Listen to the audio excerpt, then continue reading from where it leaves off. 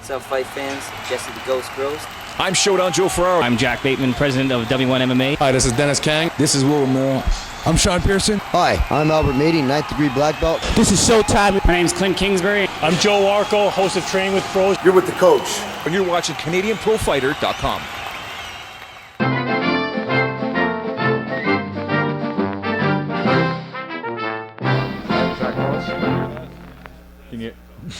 You can't hear Cauliflower. You can now on Cauliflower Corner. Action? Yeah. All right, well, now that I'm done taking a bit of a beating for the team, and that is taking one for the team. Oh, yeah. I guess we can get talking to this week's fights. Yeah. What did you think of the meltdown? It was a crazy card. Awesome fights. Yeah. There was amazing action. Your team did quite well. The last fight, they won every fight except for the last one. Pecker was a warrior, though. I mean, it could have went either way, and it was intense.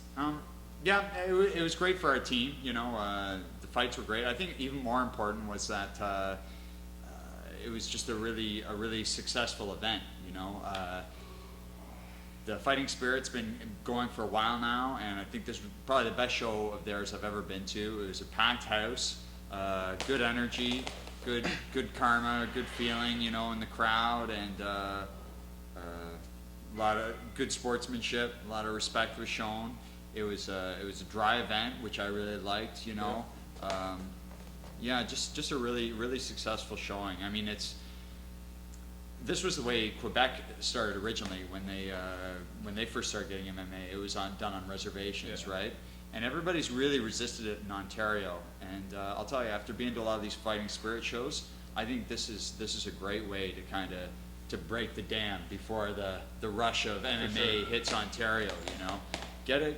I say keep doing these, keep doing the reservation shows. They're a lot of fun, and they're run well. And I'm gonna miss them when they're gone. Yeah, we're having fun. I mean, we hooked up with them because they're the only ones in Ontario, and they're allowed to do them. We want to be able to cover it.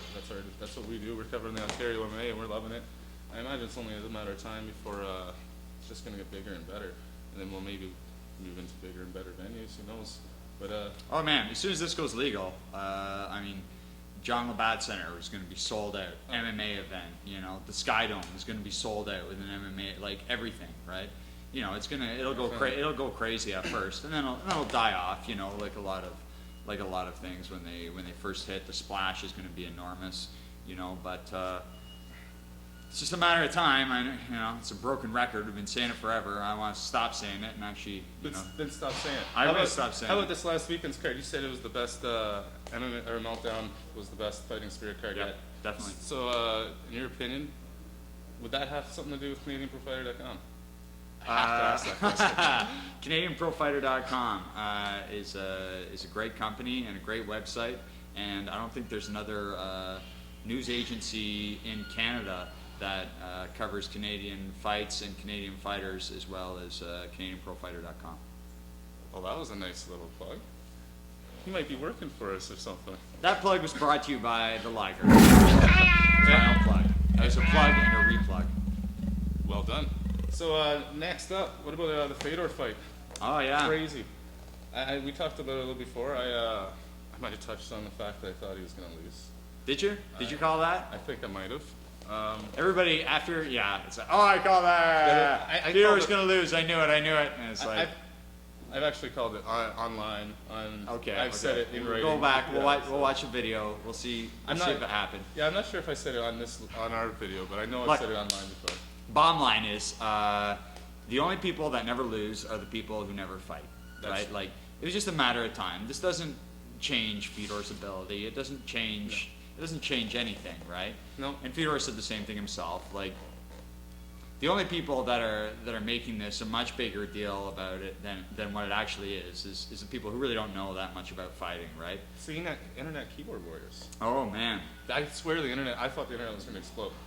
Fedor lost in like a minute. I swear to God, it was going to like shut down. I went on internet meltdown. Yeah, I went online the next day, totally expecting my internet to just explode. My computer started melting down. Yeah. No, it worked. You see how he ran into the cage, eh? When he was trying to escape the triangle, he spun out of the triangle the one time. Yeah. And then went to spin out of it another time, banged into the cage, fall back into the triangle, and that's when Verdum He has monstrous legs, man. Oh, yeah. Like, you're not getting out of that sucker once that thing's tied up, right? Well, he's a 2-time world champion. Yeah. So. So I mean, it's kind of interesting, right? The thing that stopped him wouldn't have stopped him when he was rolling over people in Japan, right? And the ropes, he just Well, he might have grabbed the ropes. Or might have grabbed the ropes or fell through the ropes or whatever, but he definitely wouldn't have bounced off it, rebounded, and then fell. Next fight, we're talking about Lesnar Carwin. Lesnar Carwin, 2 big hulks. First one that lands a clean punch is gonna mess up the other one. Like, when you're that big, it doesn't take a clean, super hard hit, right? Like, I mean, George Foreman was knocking people out at age 50 with a punch going 3 miles an hour, you know, but it just travels through everything. Yeah. Right. As a heavyweight's power goes up, his chin strength only goes up marginally, right? Definitely. That's why lightweight fighters, you don't see the knockouts, right? And heavyweight fighters, you tend to see knockouts all the time. Well, you're talking about 2 like super weights, right? 2 guys who walk around close to 300 pounds. Actually, Carwin's down to 275. He says he's getting a little lighter, but Lesnar's the big story. He's down to 265 walking around. He said he'll never cut weight again. Think about that. Down to 265 of shredded muscle. That's a scary thing. Insanity. He said he's lighter, but he's stronger and more explosive than ever. Which, if he's dieting like he's supposed to be, because before he was eating cheeseburgers and onion rings and like cutting 15 pounds. I remember when I started dieting properly to be 185 from 215, I got stronger and faster, and I was lighter. So I think Lesnar was actually like shooting deer and then eating them in the bush, possibly. bullets and all. He's a shotgun shells. He's a pellets. scary man. Yeah, crunching them up in his teeth. It wouldn't surprise me. Thought they were but- peppercorns. Yeah, he's an animal. He's scary. Definitely. Oh yeah. So who you got in that one? Carwin. Carwin? Yeah. All right, I'm gonna take Lesnar. You know why I like Carwin? That dirty boxing style of his, like watching him knock out Frank Mir with that little like 4-inch punch. If he can just get one of those meat hooks around Lesnar's head, he doesn't have to be able to muscle him around in a wrestling match. He just needs to nail. Boy, I couldn't believe it. Like, that was a real eye opener when he knocked out Mir with that little 6-inch uppercut. Like, I I've agree. never seen that kind of punching power before. No, and he's like the full-size version of Couture, or the extra-size version of Couture, Yeah, I guess. yeah. But Can I supersize that wrestler, and then the supersize is Shane Carwin, basically. yeah, so I think it's a matter of if he's gonna get him on the ground or not. Yeah. If he gets him to the ground, or Lesnar that is. If Lesnar gets Carwin to the ground, I think Lesnar's gonna control him. He's gonna do what he does to everybody and just blanket them and pound the shit out of them. Yeah, And yeah. if Carwin keeps it standing, eventually he's gonna land that punch because it doesn't take much. Like you said, 6 Yeah. inches is all he needs. Yeah, So yeah, I wish, yeah, I won't go there. Anyway, 6 inches all he needs. It's too easy. On Cauliflower Corner.